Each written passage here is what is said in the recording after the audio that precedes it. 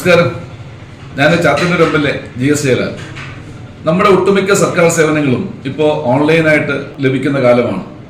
എന്നിരുന്നാലും നമ്മുടെ സാധാരണ മനുഷ്യരുടെ ഇടയിൽ ഈ സേവനങ്ങൾ എങ്ങനെയാണ് ലഭിക്കുക, എങ്ങനെയാണ് അതിന് അപേക്ഷിക്കേണ്ടതെന്നതിനെ സംബന്ധിച്ച് ഒരു ധാരണക്കുറവ് ഈ ഡിജിറ്റൽ യുഗത്തിൽ നിലനിൽക്കുകയാണ്.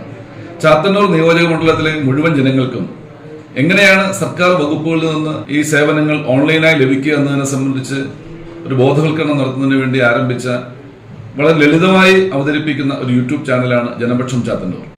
ഈ ജനപക്ഷം ചാത്തന്നൂർ എന്ന യൂട്യൂബ് ചാനൽ നിങ്ങൾ എല്ലാവരും ലൈക്ക് ചെയ്യുകയും ഷെയർ ചെയ്യുകയും അതുപോലെ സബ്സ്ക്രൈബ് ചെയ്ത് വീണ്ടും ഈ യൂട്യൂബ് ചാനലിൽ അപ്ലോഡ് ചെയ്യുന്ന വീഡിയോകൾ നിങ്ങൾക്ക് ലഭ്യമാകുന്ന നോട്ടിഫിക്കേഷൻ വരുന്ന തരത്തിൽ സബ്സ്ക്രൈബ് ചെയ്യണമെന്ന് അഭ്യർത്ഥിക്കുകയാണ്. എല്ലാവർക്കും പുതിയൊരു വീഡിയോയിലേക്ക് സ്വാഗതം. നമ്മൾ ഇന്നിവിടെ നോക്കുന്നത് നമുക്കെല്ലാവർക്കും വില്ലേജ് ഓഫീസുകളിൽ നിന്നും പലവിധ സർട്ടിഫിക്കറ്റുകളും പലപ്പോഴും ആവശ്യമായി വരാറുണ്ട്. അപ്പോൾ അത്തരം സാഹചര്യങ്ങളിൽ നമ്മൾ ഏതെങ്കിലും ഡിജിറ്റൽ സേവാ കേന്ദ്രങ്ങളിലോ അല്ലെങ്കിൽ വില്ലേജ് ഓഫീസിൽ നേരിട്ട് പോയോ ഒക്കെയാണ് അപേക്ഷ കൊടുക്കാറുള്ളത്. എന്നാൽ അങ്ങനൊന്നും പോകാതെ നമുക്ക് വീട്ടിലിരുന്നു കൊണ്ട് തന്നെ മൊബൈൽ ഫോൺ ഉപയോഗിച്ചോ കമ്പ്യൂട്ടർ ഉപയോഗിച്ചോ ഒരു സ്മാർട്ട് ഫോൺ ഉണ്ടെങ്കിൽ തന്നെ വീട്ടിലിരുന്നു കൊണ്ട് എങ്ങനെ ഈ സർട്ടിഫിക്കറ്റുകൾക്ക് അപേക്ഷ നൽകാമെന്നും ഓഫീസുകളിൽ പോകാതെ എങ്ങനെ സർട്ടിഫിക്കറ്റ് ഡൗൺലോഡ് ചെയ്തെടുക്കാമെന്നും വിശദമാക്കുന്ന ഒരു വീഡിയോയാണ് ഇത്. ഇതിനായിട്ട് നമ്മൾ അറിഞ്ഞിരിക്കേണ്ട ഒരു വെബ്സൈറ്റാണ് നിങ്ങളിവിടെ ഈ കാണുന്ന edistrict.kerala.gov.in എന്ന വെബ്സൈറ്റ്. ഇപ്പോൾ വില്ലേജ് ഓഫീസിൽ നിന്ന് ലഭിക്കുന്ന 24 ഇനം സർട്ടിഫിക്കറ്റുകൾ ഈ പോർട്ടലിൽ അവൈലബിൾ ആണ്. അതിൽ ഒട്ടുമിക്ക സേവനങ്ങളും ഇവിടെ ലിസ്റ്റ് ചെയ്തിട്ടുണ്ട്. നമുക്കിവിടെ തന്നെയുള്ള സർവീസുകൾ എന്ന ഒരു ഭാഗത്തേക്ക് നോക്കിയാൽ ഇവിടെ സർവീസുകൾ എന്ന് എഴുതിയിട്ടുണ്ടാവും. ഈ സർവീസുകൾ എന്ന ഭാഗത്ത് നോക്കുകയാണെങ്കിൽ നമുക്കതിൽ ഒരുപാട് സർവീസുകൾ കാണാൻ കഴിയും. സർട്ടിഫിക്കറ്റുകൾ മാത്രമല്ല ഈ പോർട്ടൽ വഴി നമുക്ക് ചെയ്യാൻ പറ്റുന്നത്. നമുക്ക് വൈദ്യുതി ചാർജ് അടയ്ക്കാം, വെള്ളക്കരം അടയ്ക്കാം, പലതരത്തിലുള്ള യൂട്ടിലിറ്റി പേയ്മെൻറ്റുകൾ, ഇപ്പം നഷ്ടപരിഹാരത്തിനുള്ള അപേക്ഷകൾ. അപ്പോൾ ഇങ്ങനെയുള്ള ഒരുപാട് സർവീസുകൾ കിട്ടുന്ന ഒരു വെബ്സൈറ്റാണ് ഇത്. നിങ്ങൾക്ക് തികച്ചും ലളിതമായിട്ട് വീട്ടിലിരുന്ന് തന്നെ ഉപയോഗിക്കാൻ പറ്റും. അവിടെയാണ് ഇതിൻ്റെ പ്രസക്തി. ഇത് പരിചയപ്പെടുന്നതിന് മുമ്പ് നമുക്ക് ഇതിൽ മനസ്സിലാക്കിയിരിക്കേണ്ട ഒന്ന് രണ്ട് കാര്യങ്ങൾ. നമ്മൾ ഇവിടെ ഈ ലോഗിൻ എന്ന് എഴുതിയിരിക്കുന്ന ഭാഗത്ത്, ഇതിൻ്റെ വലതു ഭാഗത്ത് ഇംഗ്ലീഷ് എന്ന് രേഖപ്പെടുത്തിയിട്ടുണ്ട്. അവിടെ ക്ലിക്ക് ചെയ്താൽ അത് മലയാളം എന്നാകും. അപ്പോൾ അതിനർത്ഥം ഇപ്പോൾ നിലവിൽ ഈ വെബ്സൈറ്റ് ഇംഗ്ലീഷിലാണ് കാണുന്നത്. നോക്കുക, നമുക്ക് മലയാളത്തിൽ വേണമെങ്കിൽ ആ മലയാളത്തിൽ ക്ലിക്ക് ചെയ്ത് കൊടുത്താൽ മതി. കണ്ടോ, ഞാൻ ആദ്യം മലയാളം ഓൺ ചെയ്തിട്ടിരുന്നത് കൊണ്ടാണ് അവിടെ ഇംഗ്ലീഷ് കാണിച്ചത്. അപ്പോൾ ഇംഗ്ലീഷിൽ ഒരിക്കൽ ക്ലിക്ക് ചെയ്താൽ പിന്നീട് കാണുന്നത് ഇംഗ്ലീഷായിട്ടും, മലയാളത്തിൽ ക്ലിക്ക് ചെയ്താൽ ഈ വെബ്സൈറ്റിൽ പൂർണ്ണമായും സേവനങ്ങളെല്ലാം നമുക്ക് മലയാളത്തിൽ കാണാനും വായിക്കാനും കഴിയുന്നതാണ്. അതാണ് ഇതിൻ്റെ മറ്റൊരു പ്രത്യേകത. 2 ഭാഷയും ഇതിലുണ്ട്. ഇനി സർട്ടിഫിക്കറ്റിൻ്റെ കാര്യത്തിലേക്ക് വന്നാൽ ഇവിടെ കമ്മ്യൂണിറ്റി സർട്ടിഫിക്കറ്റ്, ജാതി സർട്ടിഫിക്കറ്റ്, വരുമാന സർട്ടിഫിക്കറ്റ്, തിരിച്ചറിയൽ, അങ്ങനെ ഒട്ടനവധി സർട്ടിഫിക്കറ്റുകൾ ഇവിടെ ലിസ്റ്റ് ചെയ്തിട്ടുണ്ട്. ഇതിൽ ഈ വരുമാന സർട്ടിഫിക്കറ്റിന്റെ ഭാഗത്തേക്ക് വരികയാണെങ്കിൽ നമ്മൾ അവിടെ ജസ്റ്റ് ഒന്ന് ക്ലിക്ക് ചെയ്താൽ എന്തൊക്കെയാണ് വരുമാന സർട്ടിഫിക്കറ്റിന് ആവശ്യമായിട്ടുള്ള രേഖകളെന്ന് കൃത്യമായിട്ട് അറിയാം. അതുകൊണ്ട് തന്നെ നമ്മൾ വേറെ ആരോടും ഇത് ചോദിക്കേണ്ടതില്ല. കൃത്യമായിട്ട് എന്തൊക്കെയാണ് രേഖകൾ എന്ന് ഇവിടെ എഴുതിയിട്ടുണ്ട്. അഫിഡവിറ്റ് ഉണ്ട്, IT റിട്ടേൺ, ഫോം 16, അപ്പോൾ ഏതെങ്കിലും ബന്ധപ്പെട്ട അധികാരി നൽകുന്ന ടാക്സ് റെസീപ്റ്റ്, കരമടച്ച രസീത് ഉണ്ടെങ്കിൽ അത്, വരുമാനം തെളിയിക്കുന്ന മതിയായ രേഖ, ശമ്പള സർട്ടിഫിക്കറ്റ്, റേഷൻ കാർഡ്. അപ്പോൾ അങ്ങനെയുള്ള അടിസ്ഥാനപരമായിട്ടുള്ള കുറച്ച് കാര്യങ്ങൾ. ഇതിൽ വരുമാനം തെളിയിക്കാൻ ആവശ്യമായിട്ടുള്ള ഏതൊക്കെ രേഖകളാണോ അതൊക്കെ നമുക്ക് ഇവിടെ അപ്ലോഡ് ചെയ്യാൻ പറ്റുന്നതാണ്. ഈ പോർട്ടലിൽ തന്നെ അപ്ലോഡ് ചെയ്യാം. നമ്മൾ മൊബൈലിൽ നിന്നാണ് അപ്ലൈ ചെയ്യുന്നതെങ്കിൽ ഈ രേഖകളെല്ലാം എടുത്തു വെച്ച് മൊബൈലിൽ ഒരു ഫോട്ടോ എടുത്ത് അപ്പോഴപ്പോഴും തന്നെ ഓരോ വിവരങ്ങളും ചോദിക്കുന്നതിനനുസരിച്ച് അപ്ലോഡ് ചെയ്യുക. ഏറ്റവും സൗകര്യപ്രദമായിട്ട് മൊബൈൽ വഴിയാണ് നമുക്ക് ചെയ്യാൻ പറ്റുന്നത്. മൊബൈൽ വഴി അപേക്ഷ നൽകുമ്പോൾ ശ്രദ്ധിക്കേണ്ട ഒരു പ്രധാനപ്പെട്ട കാര്യം, മോസില ഫയർഫോക്സ് എന്ന ഒരു വെബ് ബ്രൗസർ ഉപയോഗിച്ച് മാത്രമേ ഈ സൈറ്റ് ആക്സസ് ചെയ്യാൻ പാടുള്ളൂ. കാരണം എല്ലാ ഫംഗ്ഷനുകളും കൃത്യമായ രീതിയിൽ പ്രവർത്തിക്കുന്നത് ആ വെബ്സൈറ്റിലാണ്, ആ ഒരു ബ്രൗസർ ഉപയോഗിച്ചിട്ടാണ്. ഈ വെബ്സൈറ്റ് ആ ബ്രൗസറിൽ മാത്രമാണ് കൃത്യമായ രീതിയിൽ ഫംഗ്ഷൻ ചെയ്യുന്നത്. അതെല്ലാവരും പ്രത്യേകം ഒന്ന് ആലോചിച്ചു. അപ്പോൾ നമുക്കിതാ ഇതിലേക്ക് പോകാം. നമ്മളിവിടെ ക്ലോസ് ചെയ്യുന്നു. ഓരോ സർട്ടിഫിക്കറ്റും അറിയാൻ പറ്റും. അതിൽ ക്ലിക്ക് ചെയ്താൽ മാത്രം മതി ഓരോന്നിനും എന്തൊക്കെ രേഖകളാണ്. അതുകൊണ്ട് നിങ്ങളിത് ആരോടും ചോദിക്കേണ്ട.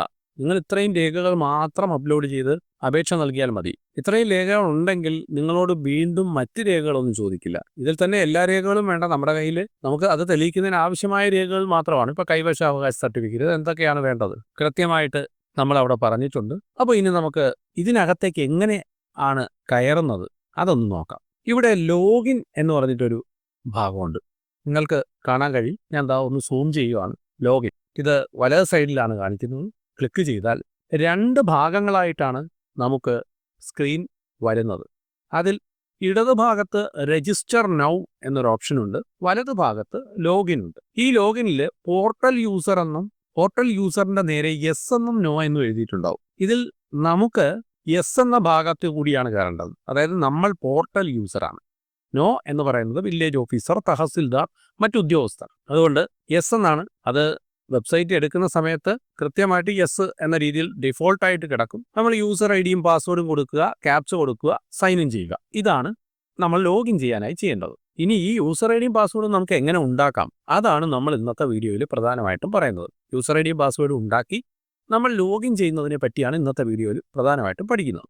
രജിസ്റ്റർ നൗ എന്ന് പറയുന്ന ഓപ്ഷനിൽ ക്ലിക്ക് ചെയ്ത് കഴിഞ്ഞാൽ നമുക്ക് യൂസർ ഐ ഡിയും പാസ്വേഡും ഉണ്ടാക്കാൻ കഴിയും. ഇവിടെ നമുക്ക് വളരെ പ്രധാനമായിട്ടുള്ള കുറച്ച് വിവരങ്ങൾ മാത്രം ഇൻപുട്ട് ചെയ്ത് യൂസർ ഐ ഡി ഉണ്ടാക്കാം. പേര്, ജനനത്തീയതി, പുരുഷനാണോ സ്ത്രീയാണോ, വീട്ടു നമ്പർ അല്ലെങ്കിൽ വീട്ടുപേര്, സ്ഥലം, പ്രദേശം, ജില്ല, മൊബൈൽ നമ്പർ, ആധാർ നമ്പറും നിർബന്ധമല്ല, പക്ഷേ ആധാർ നമ്പർ കൂടി കൊടുത്തു വേണം. നമ്മളൊരു ആധാർ നമ്പർ പരമാവധി ഉണ്ടെങ്കിൽ അത് കൊടുത്ത് തന്നെ നമ്മൾ രജിസ്റ്റർ ചെയ്യണം. അത് നമ്മുടെ ഒരു ഉത്തരവാദിത്തമായിട്ട് എടുക്കണം.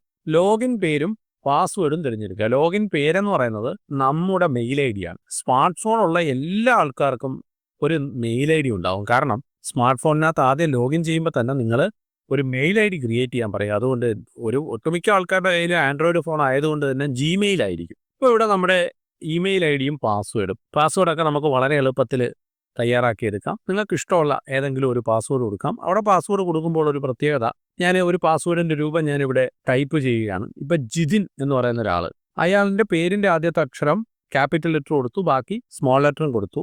@2025 ജിതിൻ @2025 സിമ്പിൾ പാസ്വേഡാണ്.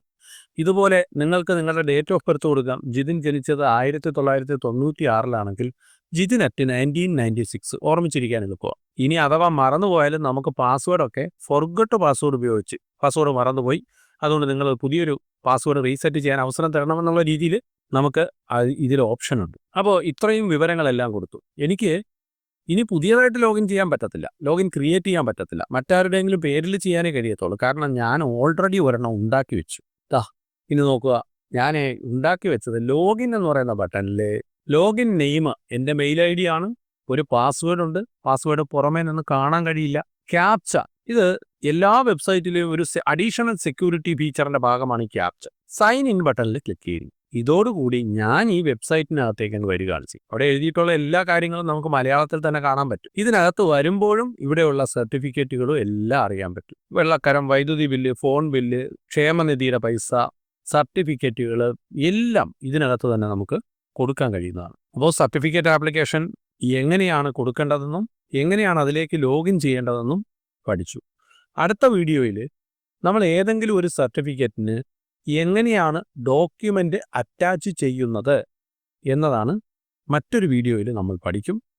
നമ്മൾ എല്ലാ വിവരങ്ങളും വളരെ കുറഞ്ഞ സമയത്തിനുള്ളിൽ നിങ്ങളിലേക്ക് എത്തിക്കുക എന്ന ഉദ്ദേശത്തിൽ ചെറിയ ചെറിയ വീഡിയോകളായിട്ടാണ് ചെയ്യുന്നത്. അതുകൊണ്ട് തന്നെ എങ്ങനെയാണ് യൂസർ ഐ ഡി ക്രിയേറ്റ് ചെയ്യേണ്ടതെന്നും ഇഡിസ്ട്രിക്ട് എന്ന് പറയുന്ന പോർട്ടലിൽ എന്തൊക്കെ സംവിധാനങ്ങളാണ് ഉള്ളതെന്നും നിങ്ങൾക്കിപ്പോൾ മനസ്സിലായി കാണുമെന്ന് വിശ്വസിക്കുന്നു. ഇഷ്ടപ്പെട്ടാൽ ഈ വീഡിയോ എല്ലാവരിലേക്കും ഷെയർ ചെയ്യുക. നിങ്ങൾ ആദ്യമായിട്ടാണ് ഈ വീഡിയോ കാണുന്നതെങ്കിൽ നിങ്ങൾ സബ്സ്ക്രൈബ് ചെയ്യണം. സബ്സ്ക്രൈബ് ചെയ്താൽ നിങ്ങൾക്ക് തുടർന്നുള്ള വീഡിയോകൾ നോട്ടിഫിക്കേഷനായി ലഭ്യമാകുന്നതാണ്. അപ്പോൾ മറ്റൊരു വീഡിയോയുമായി കാണാം. നന്ദി, നമസ്കാരം.